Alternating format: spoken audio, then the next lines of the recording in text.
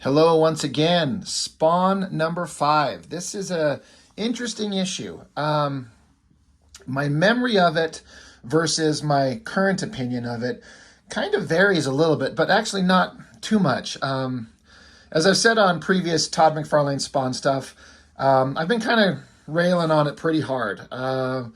They're not written very well. Artistically, I love it. McFarlane is always great on the artwork, despite all his kind of his weird little artistic kind of ways that he likes to do things, his ticks and his anatomies and his all the weird shit that he likes to do, that don't make a lot of sense in a lot of ways. It's still dynamic and energetic and visually stunning, and I just still love his artwork.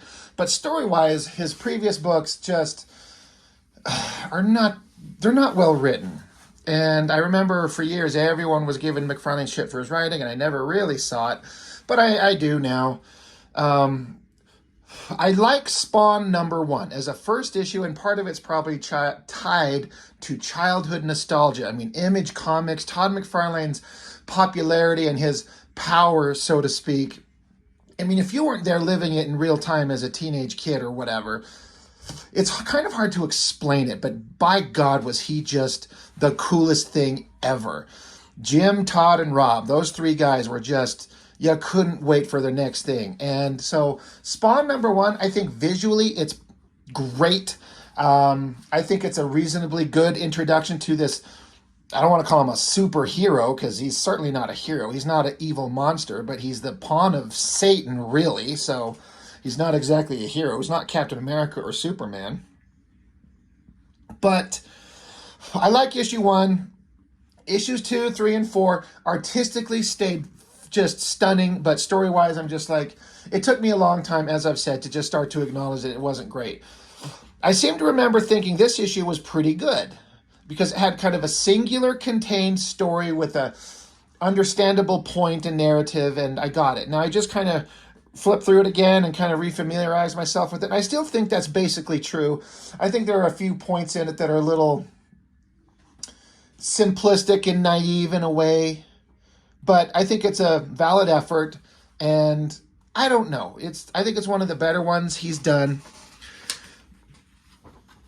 But there's kind of moral questions that McFarlane raises, and instead of leaving it kind of ambiguous, he gives a definitive, this is my opinion on this is what my character would do, and it's fine. We'll get into it. Some of the stuff that I think is kind of naive is you've got this Billy Kincade. We all know this. I think the idea is that he was supposed to be, we were maybe led to believe he's going to be some kind of like long-term villain for the Spawn character, like Joker to the Batman. Billy Kincade would be the Joker to Spawn's Batman. I don't know if that's actually true or if I'm just remembering it wrong or heard it from someone else. I'm just regurgitating what I thought that I heard. But we think like this guy might be a new villain for the long term that'll never ever get put away permanently. Lot of text as always, but this guy's basically in prison, and it's like a board of inquiry reviewing him for parole to get out of a psycho ward, jail, prison, and they're all just talking about what an amazingly good guy he is. He's so rewarding. He's so kind. You're such a good guy. God, we're going to miss you. Look at this disgusting monster. Who looks at this and goes, God, he's so good? Like, I think it would have been better to make him look sweet and innocent and good-natured, so we buy into it. It makes these people doing the review board for this monstrous killer look like a bunch of fucking idiots. They're so stupid. Now, again, you can't judge a person on their looks. You know, I look like a chud, but I'm a nice guy. But this guy, you know, this is a comic, and it's about visuals and kind of simplistic storytelling. I don't buy it. It's kind of stupid. I like the drawing. Maybe it'd be better if the text was like, we don't think you deserve to leave, but on a technicality, we are forced to release you to the streets. And then he's just got a big old fat hard-on because he's getting away with it. I kind of like the way he's got him kind of hidden in shadow there. I don't know how well this works with, you got Sam and Twitch in the background. We got Twitch all in shadow and Sam in this like open line color shaded. It doesn't work. McFarlane likes to do some weird shit like that. and I like what he's trying to do. He's always pushing some artistic interest things. Like I kind of, that drawing of Twitch there is weird. He looks like a fucking alien, but I still kind of like it. But, you know, they have to let him go. And I don't know. These doctors are like, oh, we're satisfied with everything. And Sam and Twitch know this guy's a monster.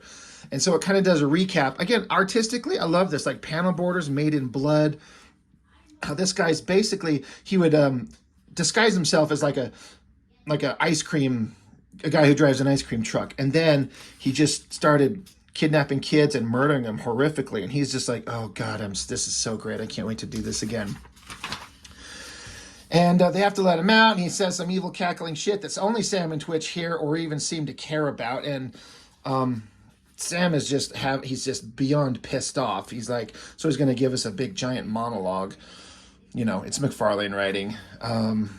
But the basic premise is he's getting out, and the cops know this is a bad idea. What a weird looking cop thing. I mean, this must have been some weird artistic choice on McFarlane's part to just... He looked like a mannequin or something. I kind of like the big side profile of Sam and Twitch. Again, I think I've said in the previous books, Sam and Twitch are just, they never seemed like much of anything. I know there's a lot of extended books. I think there were some solo books, and there were certain parts of Spawn where I just stopped reading. And I'm sure there's some more characterization built into them, but they're always just doing the same damn thing. They're just cops on a scene, investigating murders that have happened. They're aware of this caped mafia killer, I think they refer to him as, and I don't know if it ever ends up resolving, or at least how long it takes for them to resolve. But so they're pissed off about Billy Kincade getting out of prison. And then we cut to Spawn. If you could tell by this little microscopic mini or skinny ass panel, he's like wrapped in his cape, lying on the ground. Now, I don't know if he's supposed to be lying there just on the concrete, lost in thought. This is one of those things that McFarlane did that this regal costume guy living in the alleyways, just lying on concrete and garbage. It would be better if his costume was tattered and dirty and gross and covered in bugs and human feces or something like that, rather than this perfectly designed costume that's just regal and beautiful at all times. The standard McFarlane, like the three reporters telling you different perspectives on things that are going on, not reading any of that. I don't give a fuck. Then you cut back to Spawn's ex-wife and the new child she has from her new husband, Terry Fitzgerald. You got Cerebus right there. That's interesting. Felix the cat that McFarlane's always putting in there. They're setting up the idea that this is not Spawn's child, but this is Spawn's former wife and her baby with someone else. There's an innocent baby out there, and so Spawn himself will start having like an emotional reaction to this child killer getting away. And could his child be next? Like, it could be her. It could be anyone's, including his own. So then you got Spawn lying in the fucking trash again with the little, I don't know if it's supposed to be a bottle. It says Moore and Miller. You can see McFarlane shouting out the writers that he's bringing on to write some issues of Spawn. But for some reason, I always thought that it was supposed to be Spawn asleep, but his eyes are open. And it's obviously kind of like a visual echo of each other with the child and him. So it's just weird. Is he asleep? Is he lost in thought? Sam and Twitch again, they're talking, they're debating, what can we do? How can we do something? What options do we have? Well, maybe we gotta we're just gonna stake out this guy, even if it's illegal. We're gonna stake him out and keep an eye on this guy. We gotta catch him. These drawings are all great. I really like this cityscape. It's very McFarlane. If you were to show that to me, I'd be able to identify that as a McFarlane cityscape. But I also like the water and kind of reflection on the ground. Looks cool. And somehow, 2 days later, psycho murderer just let out of jail. He's already got a job as an ice cream man, even though he was convicted or caught as a murderer driving ice cream vans. And somehow he got a job. He gets a truck, and he's back at it 2 days later. This is kind of the ridiculous bullshit. And then, of course, you got this innocent, sweet little girl who falls for it. And he's like, yeah, you want to look at the ice creams? Go ahead and get in there. Cut to later on that night, he's cut her fingers off and he calls it finger painting. And he's just gluing her fingers to a thing. Now, this is something where I'm a little torn in that it's disgusting. We're gonna like show a little girl get murdered by this horrible fucking this monster. But I don't reject the idea that there are horrible monster human beings that would do horrible things to children, and it's not the most graphic thing.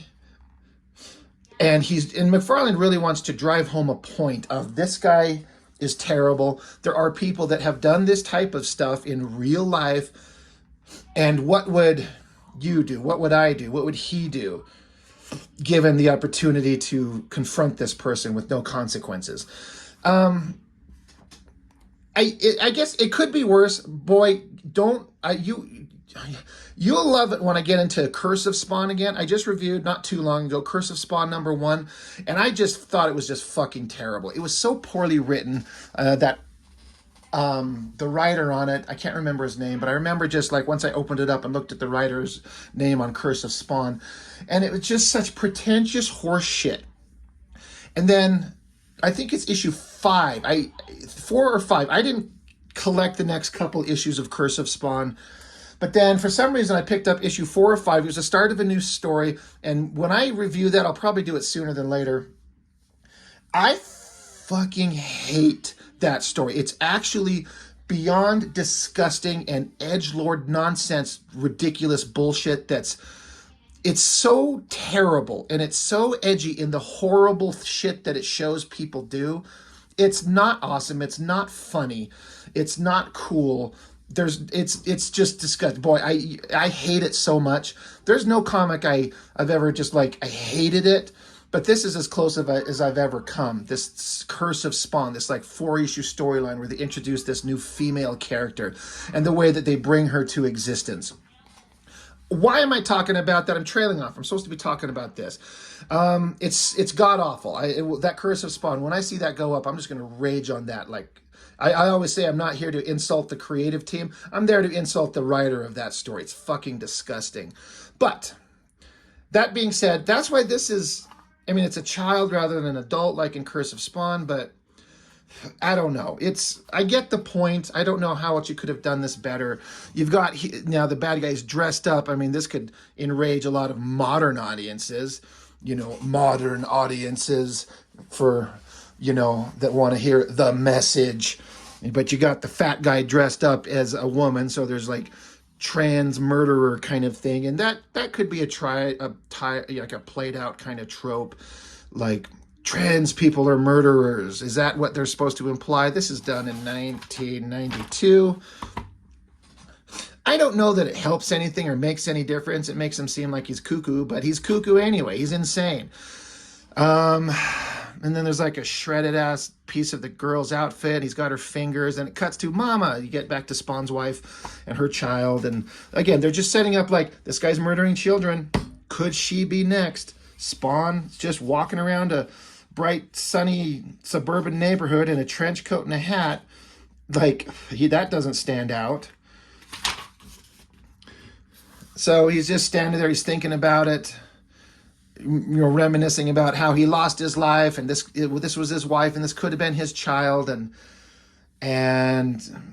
he's developing kind of a goal that he's getting towards. It kind of transitions from the little girl laughing to homeless guys laughing and chuckling. Homeless guys are just a bunch of like good-natured, down-on-their-luck fellas who are just sitting around a fire telling stories. I've worked with the homeless personally for several years, and I've got 2 brothers who've been working with the homeless for decades. This is not really how it is, guys. That's just not how it is. But it's a cliche. That's not how it is. There's drug addictions, there's alcoholisms, there's mental illness beyond description. They're not just a bunch of down on their luck dudes sitting around a fire telling jokes and stories. And then to have a cop car come barreling through there and basically run them down. I mean, they're trying to show that the police force is a corrupt institution here. I back the blue. I support cops. Obviously, there's horrible, horrible human beings in every facet of human society, especially in cops, and it's a profound violation of our trust and respect when a few bad apples do the worst kind of shit, but everyone wants to blame the entire institution. I do not subscribe to that. I base everything on an individual kind of basis. What did one person do? What did a group of people do? But that doesn't mean the entire institution is bad. But again, it's kind of played for simplistic, you know, cops are scum and they're on their way to some kind of crime scene. They're going to plow through the alleyways and run over human beings. And, oh, look, this guy's dead. So now they're going to sit around and talk about, oh, them goddamn cops are supposed to be protecting the law. But every time they're breaking the law when no one's looking. And right, that type of shit should be found out, discovered, and prosecuted. But I don't know. It's just very simplistic. I kind of don't buy into it too much. But again, artistically, it looks great. I always like this picture of Spawn right there. And Spawn's reminiscing about his interactions with, I guess he helped maybe bring him in, and a lot of conversation about how he was put in jail, but didn't quite go right. Man, this shot of Spawn's face is so weird. Why? I mean, he would have a nose, but he doesn't have a nose. If you see, like, look at this shot. I mean, I guess there's maybe a microscopic indication of like a nose right there. That I kind of get. But there's images later where no, I guess he does. I'm trying to remember. I thought there was parts of him where he was shown he didn't have a nose, but I guess I'm thinking of when he used to have his head stitched up with that football thing from Spawn Batman. And did he have a nose or just like a nub? Either way, I'm trailing off. This looks weird. It doesn't work. It needs to be like the Spider-Man mask, and the way that McFarlane has drawn the Spawn mask, where it's just flat. It doesn't logically make sense because a nose would be visible, but this just looks weird. He's got a pinup of the fucking Spawn mobile. Who cares? I mean, seriously, who cares? Not me. More cool artwork with the kind of interesting Spawn and his chains showing panel borders, how he was trying to help investigate the case, and evidence was lost and they were told to drop it and they couldn't follow up on that murderous scumball. And he's like, I was going to get back to it, but then his life went a whole nother way. And he's like, this insanity has to stop. Because Billy Kincade, freed murderer, charges reduced, kids are missing, Spawn's not having it. Love this splash page right there. Again, I feel like there's a way that the story could be told with a lot less over-the-top explanation and just have this silent. Just Spawn's jumping into battle, jumping in to go solve this problem that he knows he knows what he's going to do. I don't think we need all these words. It's like a new purpose has been given to the helter-skelter life of the Spawn. The former mercenary has a blemish on his record. He means to clean that up. Is it a decision born of logic? A dead man's affair being put in order? No. This is the rationale of a hired gun who's back from the grave. With all that's wrong in his life, the only way to take his mind off things is with work. For an ex-government assassin, that means danger, fear, death. His adrenaline is pumping already. None of that is necessary. Get rid of all of that. Sam and Twitch are on the scene. They're kind of like they're staking out something else, and it just happens to be in the neighborhood of where Billy Kincade is at, and they know that, and they're talking all about the morality of everything. Spawn's just jumping over them. He's going to go solve problems.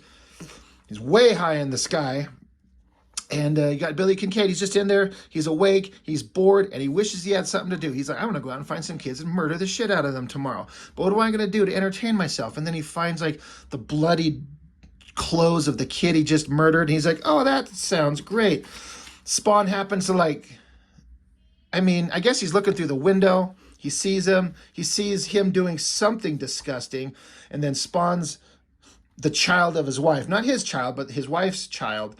The image of this kid flashes in his brain, and he's like, all right, he's had enough. So, Kincade starts to hear some.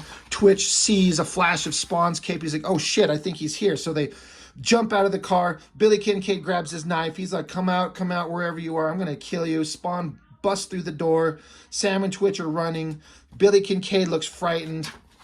And then we see Spawn showing himself to this murderous scumball. I like this. He's like kind of like a demon. He's not a vampire, but I remember Alan Moore writing some story where he kind of referred to Spawn as a vampire. And I kind of like that idea. You know, he's there. And Spawn doesn't say anything. I like that. Billy Kincaid's saying some stupid shit. But anyway, Sam and Twitch, they kick the door down. No one's there. And then they're looking later. They're talking about how later, we got to find this guy. I'm going to figure out what the hell's going on. And this Cape Killer. And we got to solve this problem because we can't have this murderer on the loose and not know where he's at. And then you cut to inside Sam's office. There is Billy Kincade hanging from the chains. Shit stabbed into him, including ice cream into his face. Boys screamed and girls screamed, so I made him scream and scream and scream. So Spawn, this is not Spawn's Joker. I guess that could be the Violators, but the best version of that. But, you know, I kind of thought that this guy was maybe going to be a reoccurring villain. Nope, Spawn ended him. And we are not going to see this guy again in this life. And I think that's McFarlane kind of putting a stamp on his opinion on when there's absolutely no question that someone's a horrible murderer, especially of children, they should be locked away forever or done away with. You know, I know that if I got two boys, I got two little kids, and if something horrific like that happened, the guy who killed them, every fiber of my being is going to want to go kill that guy. I don't care what happens to me because my own children are gone, so I don't care what happens to me, but I want to make this person be gone. I get that. That's what McFarlane's getting at. He's very protective of his family, his children, and he's got a very strong opinion on what morality is, and I tend to agree. I feel like the book's a little bit simplistic, but I appreciate the point. And again, it's kind of a one-and-done story. It kind of gets the idea across. And I don't hate it, even though I just spent a bunch of time kind of going over what I think is wrong. I think it's okay. I think one of the best things that could be done, Alan Moore, again, because he's a genius, just take this entire story as it's drawn, remove every bit of text, and then hand the pages to Alan Moore and just say, write a story around this artwork. And I bet he would make this into something really interesting. Really interesting. But McFarlane's never going to be the best at that, but I've said this before, I like McFarlane, I like his approach to everything, and he's going to do what he wants, the way he wants, and by God, his success speaks for itself. So, it's fine, it's interesting. You want to know what's the most interesting thing in this thing is this pinup right here by Jason Pearson. He's passed on in the last year or so, which is really, really terrible. I remember when I first saw this pinup, I looked at it, I glanced, and I moved on. I thought it was stupid because it's weak. Like, Spawn looks kind of small and inconsequential. When you can have some big, awesome, crazy imagery the way McFarlane does, this, to my dumb, stupid, youthful brain, just did not understand. But as I looked at it, as years have gone on, the first thing that's interesting is, at a glance, because I'm stupid, you got Spawn, presumably he's protecting this nun, and there's a Violator type monster here, and then another one here, and like, okay, there's some monsters, I moved on. But if you look, like, some of the interesting things that Jason Pearson has done is that there's flame and fire poofing up. This is where they're coming from. There's a little burst of fire, and you're seeing just the little slight indications of horns there. Down here at the bottom, there's like a hand clawing away at the ground, flames underneath it. Another one's coming out of the ground there. So they're pulling themselves from hell. And if you look even closer, there's one hidden shadows here. There's one hidden in shadows here, and up here, and up here, and up here, and I thought there was another one here, but you've got several of them sprinkled throughout. Just all these Violator creatures coming after Spawn. I love the heavy shadows. I love the kind of inking technique with the light coming through, the simple color palette. This is one of the best Spawn pinups I've ever seen, and I was too stupid to realize it at the time. I think this looks really cool. Jason Pearson was, by God, amazing, and I wish I've ever had those issues of Body Bags. I never got them, never saw them. I guess I could kind of go out and dig up and see if I can find a collection or order them or something like that, but I never saw them on the shelves. And then just ads for all kinds of stuff. Dale Keown's Pit, Sin City. A lot of cool shit. So fun, interesting, well made. Well intentioned, artistically well done as always with McFarlane. Story wise, I liked it, but there's some problems with it. I mean, I'm no expert on no goddamn thing, so what do I know? But at least it's kind of like a good one-off, and you get the idea, and bad guy got what was coming to him, and he's done. So, interesting stuff. Anyway, that's all I've got for now. Thank you so much for watching. I appreciate it, and I'll see you next time.